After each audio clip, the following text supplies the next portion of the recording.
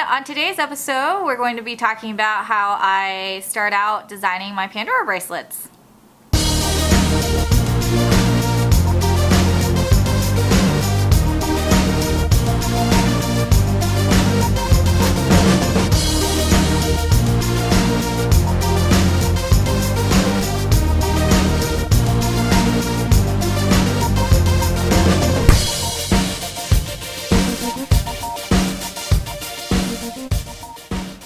So I get this question a lot with Pandora and all the other charm bracelet companies. There's a lot of options to choose from, and how do I start designing one of my bracelets? Well, I gotta say, whenever I start thinking about one of my new designs, I kind of take inspiration, of course, from other people online, and I kind of think about what theme, or if I want to do a color that I want to showcase for that bracelet. So that's generally how I start, and now I'm going to show you kind of my design aesthetic. Alright, so here's some of my bracelets from my collection. Whenever I start out with a design, like I mentioned, I start out with a color theme or a motif. Generally it'll be both. I'll have a idea of, a design I want to do, and also the color I want to use with it. So this is kind of a combination effect. These are some of the bracelets I've already showcased on Charms Addict before, so if you're interested, definitely take a look at my other videos. I've got kind of telling exactly what all these beads mean to me, so that's also on YouTube. So whenever I pick out beads, I generally like to do even symmetrical numbers and ones that kind of look the same but aren't exactly similar. For some reason I seem to have an OCD about buying even number of things, but I can't seem to buy more than one type of the same charm. That's just because I think there's so many different charms that I really don't want to waste my money in buying the same ones. So as I mentioned, I like to do even numbers, so I usually have either 4 or 6 Muranos, although usually it's 4. I do have a couple bracelets that have 3, but that's not usual.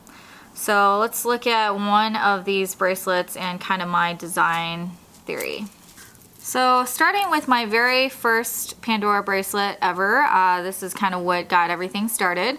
And this is my lime green flower pretty bracelet. Again, like I said, my very first one, so I didn't really have an idea of what I was doing at that time. But it's gone through a couple different variations as the different charms have come out, and so most of these though are still the same ones as I started with.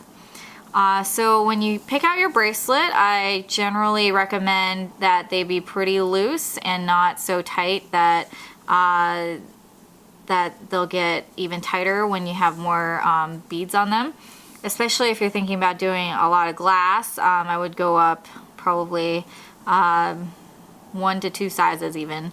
So I started with a 7-1 bracelet, and that was pretty tight on my wrist.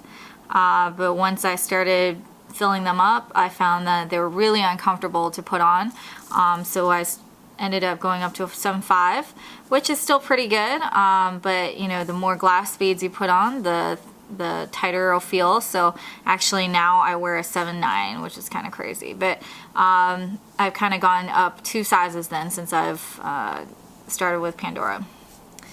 This bracelet does have a safety chain, although most of my bracelets do not. I think they're helpful for sure, although if your bracelet ends up breaking, it's probably not going to be at the end, so whether you have one on or not really isn't an issue at that point. What it does help with is if you're unclasping it and for some reason you don't have a good hold on it, it doesn't fall completely off, and that's happened to me a couple times. But for the safety chains, again, there's only about 5 designs available, and I don't really want to buy 10 of each, the same kinds, end up doing that. So I just don't end up having any safety chains on most of my bracelets. But I'd certainly recommend them if you are afraid of your bracelet falling off. So what I like to do is have a safety chain on the end, or for my bracelets that don't have the safety chains, which is most of them, what I end up doing is I put a open works on the end here and then a clip on the other end, and that's just to make sure that the beads don't get caught on the threading. It really annoys me when the beads, especially on this end, get caught and then they almost end up falling off or just getting caught there. So that's why I do that.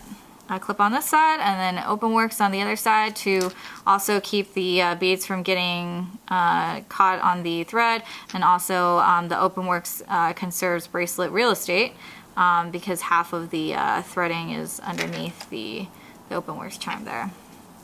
So after I do that, determine which open works I want for the bracelet and the clips, of course, I end up putting the Muranos next. And then I'll try to evenly space out my dangles. I do like dangles. I don't like the super clunky long ones, but I do love the little ones because they make the jingling sound and they give a lot of movement to the bracelet, which is really cool. So I end up trying to evenly space those out. So I'll either have 1 or 2 in each segment, depending on how many fits in with that theme.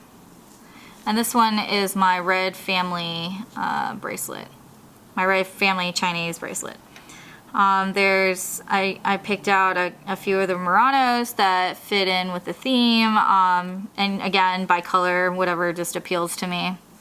And then I've got the dangles here. I like to use 2 of the same clips for whatever reason that makes sense to me, but buying 2 of the same charm does not for whatever reason. So I like to have those be the same. Now otherwise, you can pick a lot of charms. There are a lot of charms that have similar sizing or they look the same, but they're not the same, and I just kind of place them, on the opposite side. So I do love symmetry. I just can't stand buying the same charm. So we've got 2 dangles here next, and then we've got a biggish charm, smaller charm. We've got the dangle there. It's a little off, of course, because we've got the clip and then the biggest charms, and then usually I'll have a dangle in the middle for my Pandora bracelets.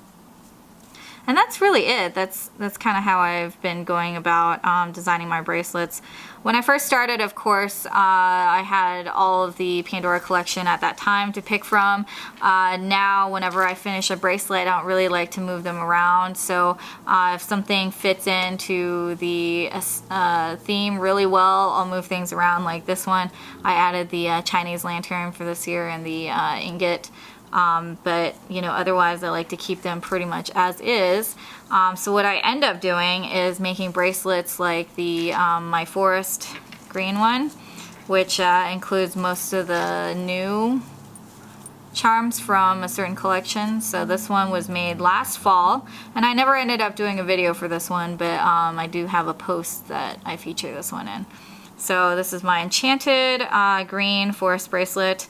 I've got the open works and the clip again, and just 4 Muranos that are similarly colored, and then various other charms that have green in them. So the basket's really cute, and then the Jared's family tree. So this one, a lot of the beads again are from the fall collection because that's just the time I made the bracelet. This one's from last summer. It has a lot of the summer collection. Of course, I'll add in, charms that are from previous seasons that make sense. So it just kind of depends.